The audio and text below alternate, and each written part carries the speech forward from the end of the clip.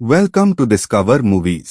Welcome back to Filmy Loop. आज हम जिस मूवी को एक्सप्लेन करने जा रहे हैं उसका नाम है पेनी पिंचर, जो साल 2016 में आई एक फ्रेंच मूवी है। इसका फ्रेंच टाइटल है रेडिन। ये कहानी है एक ऐसे कंजूस आदमी की जिसकी ज़िंदगी का सिर्फ एक ही मकसद है, पैसा बचाना। वो सुपरमार्केट से सामान खरीदने के लिए डिस्काउंट कूपन इकट्ठे करता रहता है और घर पर रखी एक्सपायरी डेट वाली चीज़ें भी खा जाता है। बिजली बचाने के लिए वो घर की एक भी लाइट नहीं जलाता और बाहर से आने वाली रोशनी के भरोसे रहता है।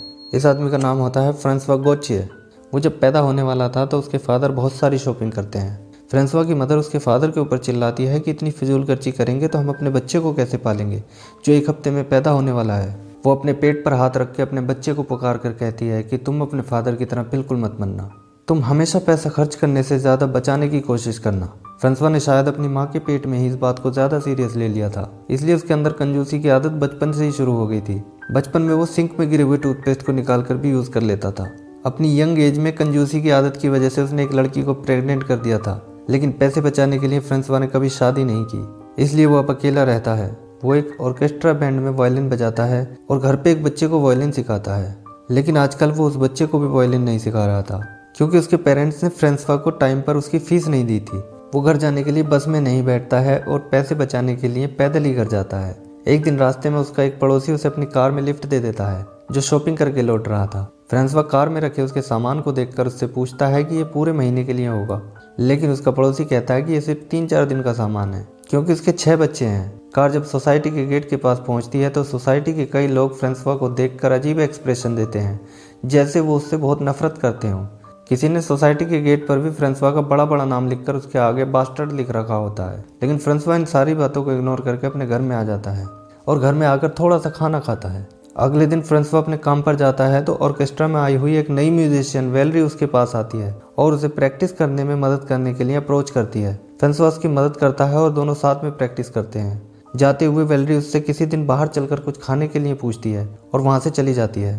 फ्रांसवा उससे काफ़ी अट्रैक्ट हो जाता है और यहाँ से वो सीधा उस बैंक में जाता है जहाँ उसका सेविंग अकाउंट होता है। उसका बैंकर फ्रांसवा के साथ काफ़ी फ्रेंडली होता है। फ्रांसवा जब भी किसी सिचुएशन में होता है तो उस बैंकर को ही याद करता है। आज फ्रांसवा उसे वेलरी के बारे में बताता है। वो बैंकर फ्रांसवा को लड़की को रेस्टोरेंट में ले जाने की सलाह देता है, लेकिन फ्रांसवा कहता है कि रेस्टोरेंट का खर्चा वो अफोर्ड नहीं कर सकता। वो बैंकर उसे उसका अकाउंट बैलेंस 2.5 लाख यूरो के आसपास बताता है, लेकिन फ्रांसवा को ये काफ़ी नहीं लगता। वो कहता है कि अभी उसे और ज़्यादा सेविंग्स पर ध्यान देना होगा। फ्रांसवा वेलरी को रेस्टोरेंट लेकर जाना तो चाहता है, लेकिन वो अपने पास से एक भी पैसा खर्च नहीं करना चाहता, इसलिए वो उस बच्चे के पेरेंट्स के पास जाता है जिसे वो वायलिन सिखाता है। उस बच्चे के पेरेंट्स एक रेस्टोरेंट चलाते हैं। वो उनके सामने एक शर्त रखता है कि मैं जिस दिन अपनी फ्रेंड को लेकर आपके रेस्टोरेंट में आऊँगा तो आपको हमें फ्री में डिनर कराना होगा। इसके बदले में मैं आपको फीस जमा करने के लिए थोड़ा वक्त और दे सकता हूँ। उस बच्चे के पेरेंट्स इस बात के लिए मान जाते हैं। उस रात फ्रांसवा और वेलरी का अपने बैंड के साथ लाइव शो होता है, लेकिन पैसे बचाने के चक्कर में फ्रांसवा ने अपने शो के लिए भी कोई ड्रेस नहीं सिलवा रखी थी। वो हर बार किसी और की ड्रेस मांग कर पहन जाता था। आज भी वो एक दूसरे म्यूजिशियन की ड्रेस और जूते पहन कर जाता है, लेकिन ये जूते उसके साइज से 2 नंबर कम होते हैं।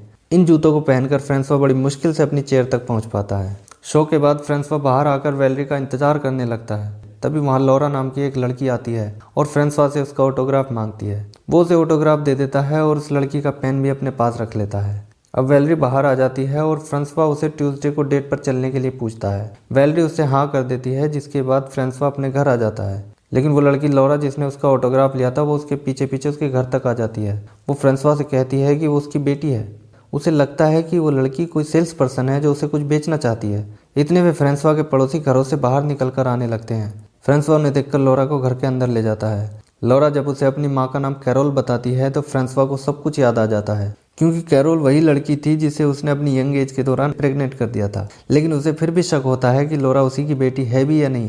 वो कैरोल को फ़ोन करके पूछता है कि उसने आज तक ये बात उसे क्यों नहीं बताई थी।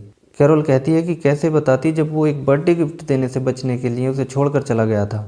इतनी देर बाद कॉल कट जाती है क्योंकि फ्रांसवा के फ़ोन में जो थोड़े बहुत पैसे थे वो ख़त्म हो जाते हैं। अब लौरा की बातों से पता चलता है कि वो फ्रांसवा को अपना हीरो मानती थी, क्योंकि उसे लगता था कि फ्रांसवा मैक्सिको में अनाथ बच्चों की मदद के लिए पैसे खर्च करता है। इसलिए फ्रांसवा अपने पड़ोसी के घर जाता है और उससे उसका फ़ोन मांगकर कैरोल से दोबारा बात करता है। कैरोल उसे बताती है कि उसने लौरा को उसके फादर की असलियत नहीं बताई। भला वो उसे कैसे बता सकती थी कि उसका बाप इतना बड़ा कंजूस आदमी है। फ्रांसवा वापस आकर देखता है कि लौरा ने घर की सारी लाइटें जला रखी होती हैं। वो जल्दी जल्दी सारी लाइटें बंद करता है। इसके बाद वो लौरा से कहता है कि वो यहाँ उसे अपने साथ नहीं रख सकता।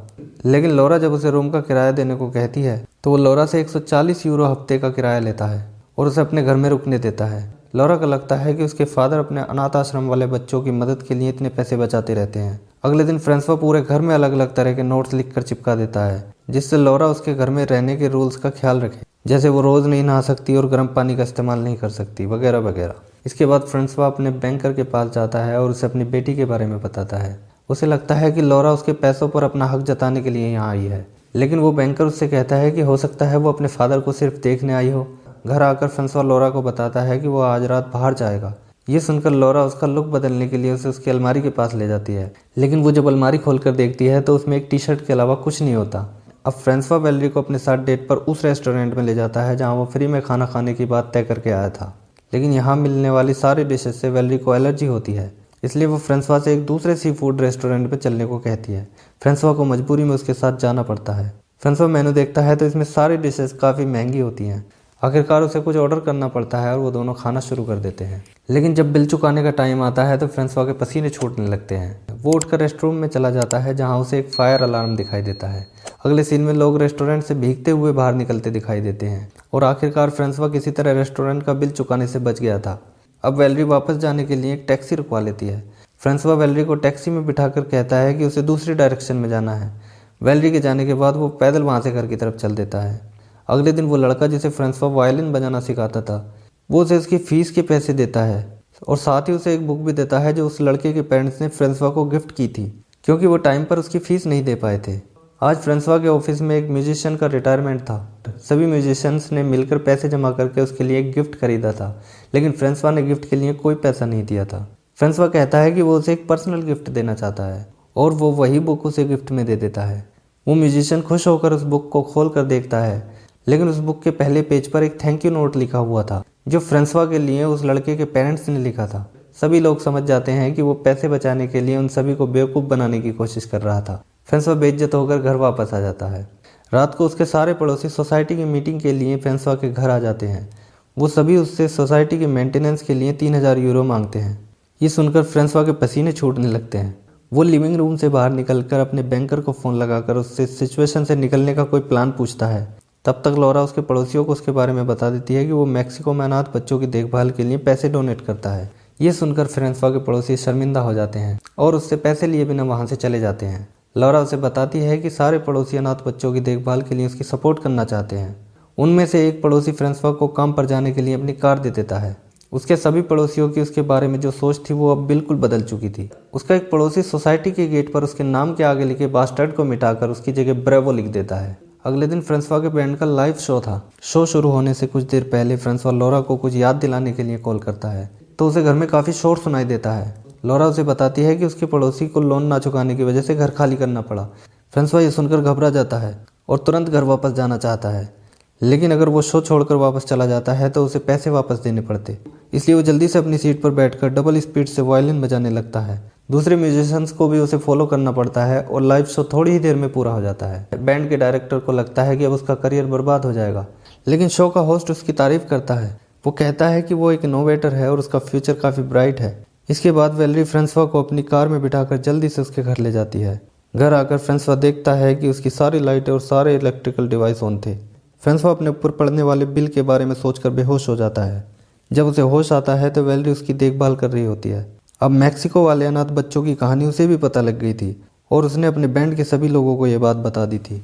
वो फ्रांसवा को बताती है कि एक एनजीओ उन्हें परफॉर्म करने के लिए बुलाना चाहता है और वो चाहती है कि लौरा भी उनके साथ चले।